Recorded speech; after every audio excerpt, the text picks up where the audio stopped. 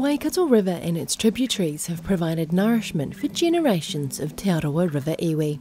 I guess the first instance of fishing was with my father when we went out eeling. Second time was with my grandmother. She used to go down to the river a lot and get inungas, little freshwater whitebait. And I guess most of the time that was through my uncles, because they were all hunters and gatherers. There was a lot of pig hunting and fishing.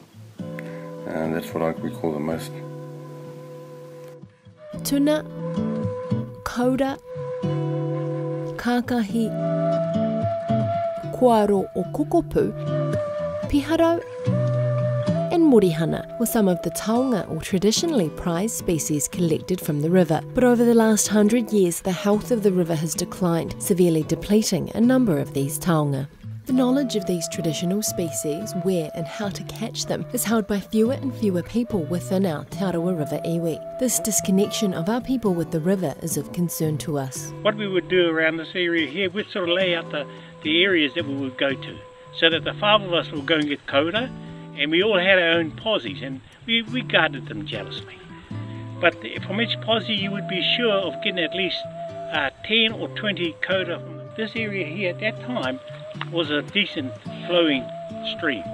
Our three Te Arawa River iwi, Ngāti Tahu Ngāti Whāoa, Tūhaurangi Ngāti Wahiao, and Ngāti Karoa Ngāti Tuara are working together with the Te Arawa River Iwi Trust to develop a fisheries plan to capture our aspirations and management strategies for the protection of the species that are our taonga.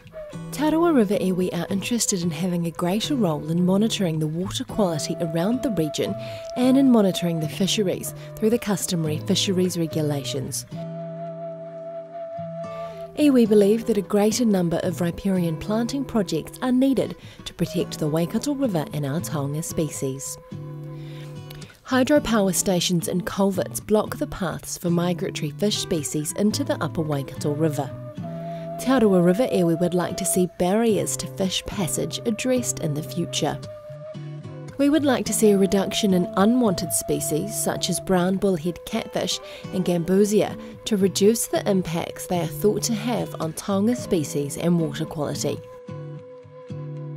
The Te Arawa River Iwi Trust will support our iwi to restore customary activities and knowledge among our iwi, particularly with rangatahi. As co-managers and co-governance bodies regarding the Waikato River, Te Arawa River Iwi Trust and the other river iwi should continue to work collaboratively with fisheries agencies so the best outcomes are achieved for the iwi beneficiaries. We recognise that restoration of the waterways and fisheries within our region requires ongoing management and protection. The Te Arawa River Iwi Trust is committed to supporting this for the long term. Well, the river has been, is just a source of food, and it's been important to not just our whānau, but the whole iwi and the Maori people in general. So, when you weren't getting things from the river, you were going out planting or putting marakai down and a lot of other activities that helped keep your family sustained.